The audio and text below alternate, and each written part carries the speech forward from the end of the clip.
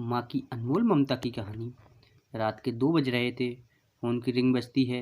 26 साल का समीर नींद से जागकर बड़ा खुश होकर फ़ोन को रिसीव करता है। खुश इसलिए होता है क्योंकि उसकी नई गर्लफ्रेंड बिना टाइम देखे कभी भी उसको फ़ोन कर देती है। फ़ोन की दूसरी तरफ से आवाज़ आती है, जन्मदिन मुबारक हो बेटा। आज मेरा बेटा पूरे 26 साल का हो गया है। मैं बहुत खुश हूँ। माँ की आवाज़ सुनते ही आनंद के चेहरे के एक्सप्रेशन बदल जाते हैं। वो गुस्से में बोलता है, माँ तुझे समझ नहीं आता क्या? इतनी सी बात के लिए मेरी नींद खराब कर दी। यह बात तो तुम मुझे सुबह भी बोल सकती थी।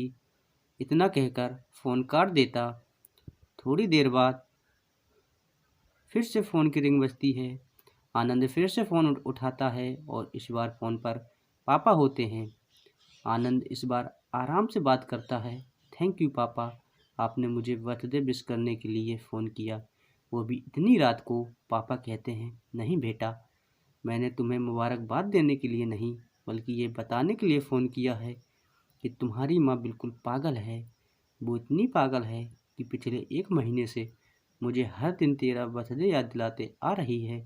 वो इतनी पागल है कि तू हमसे सैकड़ों किलोमीटर दूर है, फिर भी उसने यहाँ पर खुद अपने हाथों से तेरे लिए केक बनाया।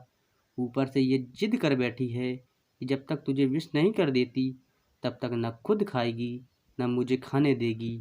समीर सब ध्यान से सुन रहा था और उसे ये महसूस भी हो रहा था कि उसने अपनी माँ को फॉर ग्रांटेड ले लिया था।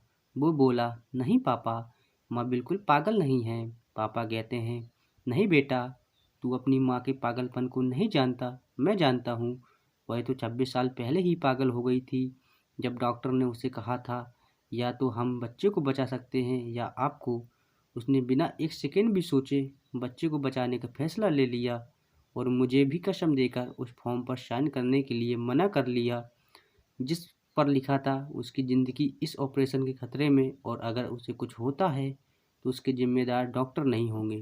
तू ही बता, बिना तुझे देखे जो औरत तेरे लिए मरने को तैयार हो जाए उसे हम पागल नहीं कहेंगे तो क्या कहेंगे? इतना कहकर पापा ने भी फ़ोन रख दिया। समीर ने भी अब यह महसूस किया कि वह जो जो कर रहा था वो भूल नहीं, गुनाह था। हाँ, एक बार किसी इंसान को दुख दो तो कोई बात नहीं, लेकिन भगवान को दुख देना गुनाह ही होता है और माँ भगवान से कम नहीं होती। पश्चाताप के आंसू उसकी आंखों से बह बह निकले।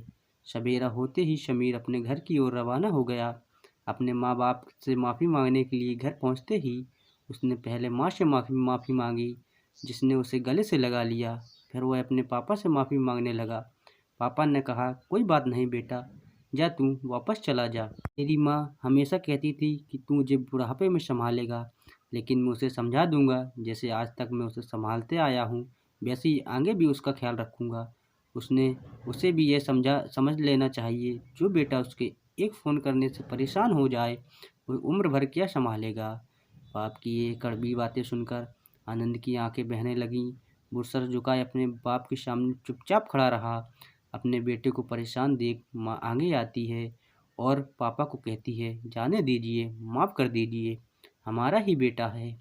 माँ की ममता का ना कोई मोल लगा पाया था, कोई ना लगा पाएगा। 9 महीने प्रसव की पीड़ा सहन करके हमें नई ज़िंदगी, नई दुनिया में लाने वाली माँ ही हमारी हर गलती को माफ़ कर सकती है।